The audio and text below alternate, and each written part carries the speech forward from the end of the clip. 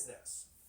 This entire undertaking by the Trump administration is itself illegal, insanely, flagrantly lawless, and rotten to its core, and it has been from the start. So let's remember how this all started. To begin with, right? The White House kicked off this deportation and renditioning scheme by invoking a little-known 200-year-old law, the Alien Enemies Act, as justification. And to be clear, prior to this administration, that law, the Alien Enemies Act, had only been invoked 3 times before.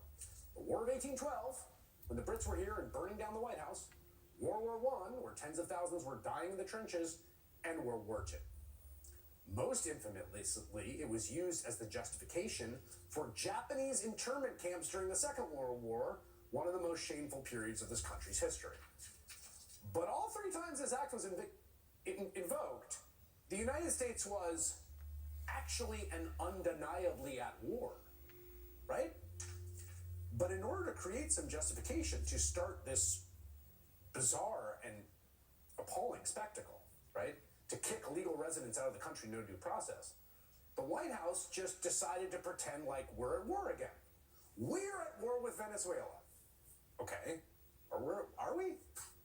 But also, just to be specific, not just Venezuela, we are at war with this one specific gang, Tren de Aragua, which most Americans have never actually heard of. Again, I'm reading from Trump's invocation of the Alien Enemies Act. Tren de Aragua is a designated foreign terrorist organization with thousands of members, many of whom have unlawfully infiltrated the U.S. and are conducting irregular warfare and undertaking hostile actions against the United States. The gang is closely aligned with and indeed has infiltrated the Maduro regime, including its military and law enforcement apparatus. So first things first, it's a lie.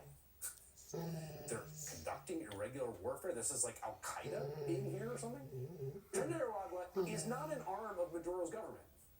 Trump's own experts privately admit as much. The New York Times reported on an assessment from U.S. intelligence agencies, which, quote, concluded the gang was not directed by Venezuela's government or committing crimes in the United States on its orders. So again, it's a lie. It's a lie they know from inside, from their own intelligence assessment. It's on par with George W. Bush's administration's lies about weapons of mass destruction in Iraq. But also, and I really can't stress this enough, we're not at war with Venezuela. Or it's ludicrous to say we are. Not only are we not at war, but the gang they've identified as a foreign terrorist organization being directed by a foreign government is not actually being directed by that government. And they know all this, okay? But then on top of this, they use these foundational lies to give them the power to snatch people off the street because of their tattoos, which they have decided mark them as soldiers in the war they've made up out of whole cloth. Like the gay makeup artist with crown tattoos, or the man with an autism awareness tattoo in tribute to his little brother with autism, or the singer and father of a newborn child with a hummingbird inked on his neck.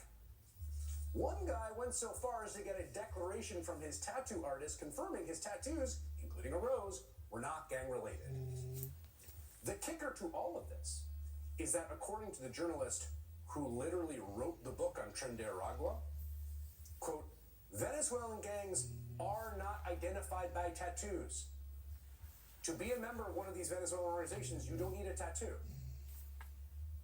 So on top of the lies and the absurdities, this war they've invented that doesn't exist, the power the government says they say has but doesn't have, they're using something to target people that has nothing to do whatsoever with the deadly menace they themselves cite as the pretext for the whole thing.